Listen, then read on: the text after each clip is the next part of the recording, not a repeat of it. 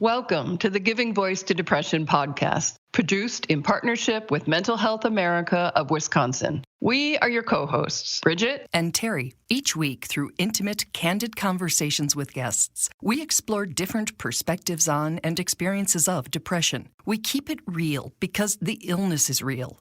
We keep it hopeful because there truly is hope in spite of what depression tells you. We are not experts or therapists. We're sisters and best friends who live with depression and have interviewed hundreds of others who do as well. By sharing stories of lived experiences, we expose depression for the lying bully it is. Hello, Terry. Hello, Bridget.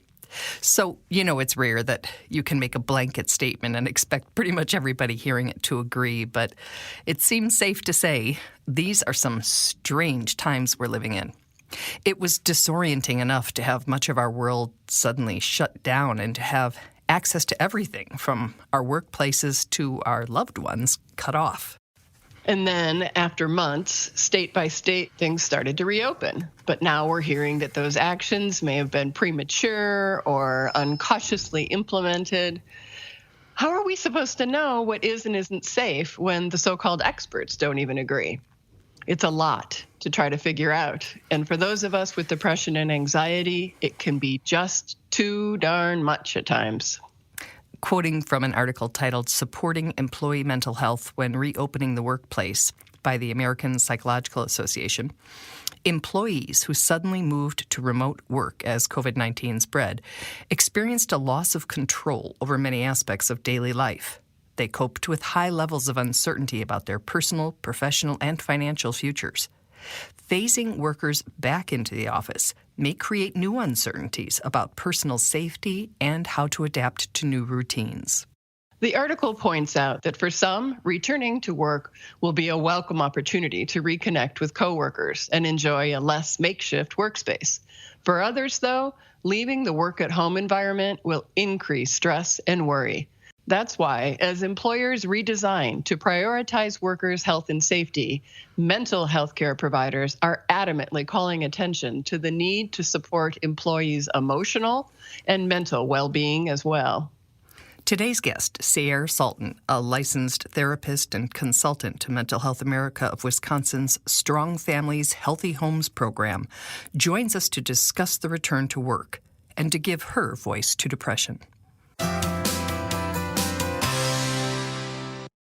Sa'Aire begins with a description of what she's seeing with her own clients. People get comfortable in their depression in a weird way. It made it okay because everyone was forced into isolation. And so now the fear of readjusting and coming back shines light on that depression. And they are having a very difficult time trying to manage their treatment, trying to, a lot of people are, working class, mothers, fathers. And so a lot of people are walking around with depression and a lot of people don't know it. And so people are having a very difficult time trying to thinking about readjusting, emerging back into the world. So many of the people who have shared about their depression here have described that holding it together at work and then crumbling at home experience. But when we haven't had to get the kids ready for school or to shower, dress, and slap on our I'm fine mask for coworkers for months, we had to, as Sa'Aire put it, just sit in it. And so when the world stopped, all of that stopped, and then our mental health systems worsened. So as people readjust, what I'm finding in my work, because I was dealing with a lot of people who were suffering from depression, having such a hard time with being alone and being stuck with their thoughts, and the consistent that they would stay for a greater population of the people that I serve. And it is hard now, and, they were crumbling. And now we've kind of gotten used to that, that feeling, trying to adapt, trying to readjust, and now the world is opening back up, and now I've gotten complacent. And so that's the hardest thing with treating mental health disorders, when people begin used to feeling that way. They become very complacent with feeling that way. It is become the norm. And so we have to work effortlessly to help motivate them to get treatment and keep it maintained and keep it tracked. But I am seeing a lot of this. As we thought we were excited to get out there as a population of us who are actually scared. And when you say that people are afraid, what do you mean by that fear? So now with depression, it comes with anxiety. And so we had to live in this fear of the pandemic alone. Mm-hmm. And so now that we can't safely say it is all gone, but we have others telling us, well, it's gone enough for us to, come back. We have an economy we have to run on. So you do have to come back. So when that anxiety triggers already with the fear of the COVID-19. And so now that your anxiety is triggered even more. So, of course, it's going to affect the depression with the worries. If am I going to catch it? Am I going to be safe? But I have to make a living. What do I do? So now we have this added pressure and this added anxiety to an already disorder that we had. So it becomes double, and that fear greatens. And it's understandably so. It is just a higher impact on those living with depression and anxiety. And when you said that people are becoming or have become comfortable with their depression, as somebody who has it, that's not a word I use, but I think we kind of surrender to it at a certain point just because there seems to be so little point in fighting if you even had the energy to fight. Is that what you mean by comfortable? I have people who I've treated have used that word that, now that I have to be alone, that's more of a comfort zone for me.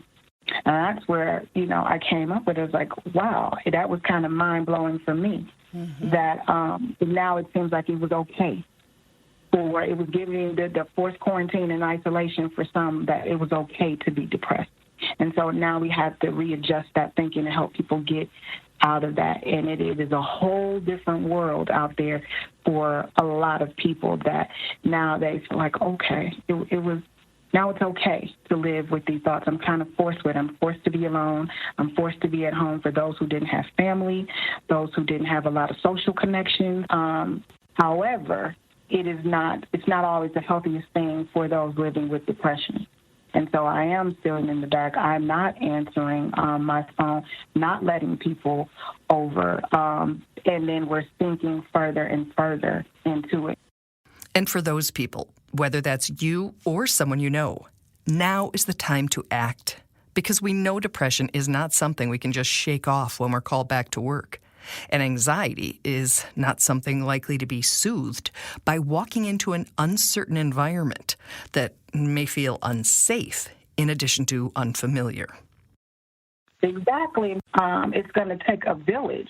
It's going to take that encouragement and that motivation to go help pull someone out of the darkness. It is not easy for a lot of people. This is not something easy that you can just shake off. But now we have, for those who were managing it well and things worsened, now are being forced to come back to work and deal with this. That's where we get the support of friends, loved ones, coworkers who can recognize signs and symptoms and, be supportive and help bring people out, because that takes, if you can just let one person in and allow them to help, but we got to get in there. We've got to get in there if we're going to support each other. But first, we have to know what to look for. We'll link to a list of depression symptoms, but quickly, the things to look out for in ourselves and others are at least 5 of the following symptoms daily for 2 or more weeks. A depressed mood, fatigue or loss of energy, feelings of worthlessness or guilt, impaired concentration, not sleeping or sleeping too much, diminished interest or pleasure in almost all activities, recurring thoughts of death or suicide, feeling either restless and agitated or slowed down, and significant weight loss or gain. And so if anyone knows, if anyone living with this, now is the time to step up and support and encourage them to get back on track, and let's call the doctor, get over there, call the doctor with them, go for a walk, start helping them get ready, just do, take some baby steps, because it is coming. And it could easily be shut back down, but for the world's opening up, that means people have to get back to work. Recognizing that those conversations can be uncomfortable for everybody, but we've got to get comfortable with being uncomfortable if we're going to be there for each other. Sa'Aire offers some great advice on how to approach the topic. So it is simply calling and saying, hey, haven't heard from you. Just checking in on you. I want you to know that I do care. Things are trying to, go back to normal. Is there anything I can help you with? Feel free to just really, I would say, just let them know that you have concerns too, so they don't feel so stigmatized. Like, yeah, this is a bit much for me too, but we usually keep in contact and I haven't seen you, so I'm just checking in to see if there's any. Can I come see you? Do you feel like talking? And so will you always get, welcome with open arms? You won't, but the importance is to try. Mm-hmm. And some people, and that's all it takes to hear someone say they care without being so intrusive, not, going right in. Are you okay? Just kind of ask them questions and tell them that, you miss them. And then from that soft, caring, non-judgmental place, we can offer suggestions on how to connect. Try to offer things to do. Like, hey, you want to get together for a walk? I could really use some exercise. I've been in this house, and I'm ready to get out and get some fresh air. Think of ideas. Just kind of get creative with engaging in them, and hopefully they will open up. And if you know that they're kind of living with this, you can kind of guide them into those conversations. And how are you managing it? How do you feel about going back? And that can lead you into some discussions where you can encourage them. I really liked what you said about I could use a walk so that it doesn't feel so, my poor friend with depression needs to get some exercise, because it is good for all of us, whether or not we're experiencing symptoms. And I love that idea of peer support, right? Because if those of us who do have some of the same anxieties or depressions can say, wow, this was hard on me, can we get together and just talk about it? Because I could use that conversation as well, and it would be beneficial to both parties, which I think would be really helpful. Exactly. Nice. So what about employers? What role do they play in our mentally healthy return to work? As employers, we do owe it to our staff to kind of help them come back. Let's have healthy discussions about people's concern, and that way you can identify those people who are struggling with this and really do need some help, but we're scared to talk to their employer. And so we have to be understanding that we were all in this together. And so those of us who are in leadership positions owe it to the people that we lead to help them back into this position and readjust our expectations. For anyone who may be listening, who may be working for organizations who have EAPs. Those are employee assistance programs. It's time for them to step up to kind of help them readjust back in if they need someone to talk to. If they could start reaching out and sending out messaging through their employee emails and things like that, I think that would be helpful too.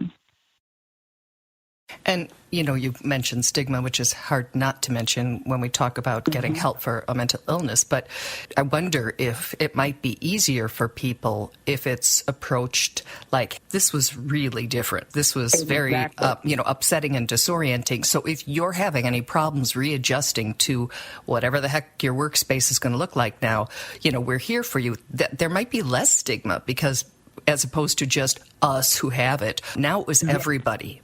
Right? So maybe there's less shame.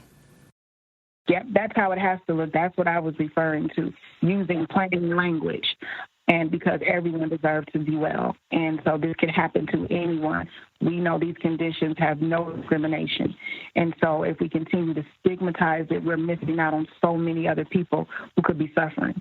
I've met people who didn't think they could. They felt so sorry for people. Like, I can't talk about, how I feel. There are people really, really suffering when they were suffering too, because it just looked different.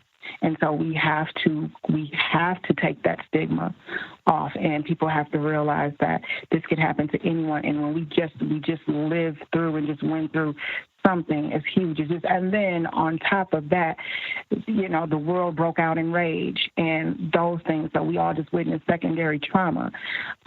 This is a lot for those of me like clinicians and who are really hands, feet to the ground with it.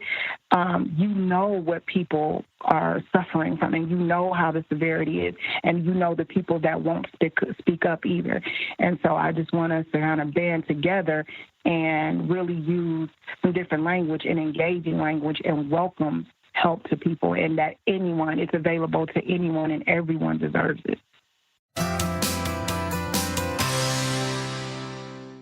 Everyone deserves it, and a lot of us need it right now because, as Sa'Aire said, this is a lot. It's a lot of change. It's a lot of unknown. It's just a lot of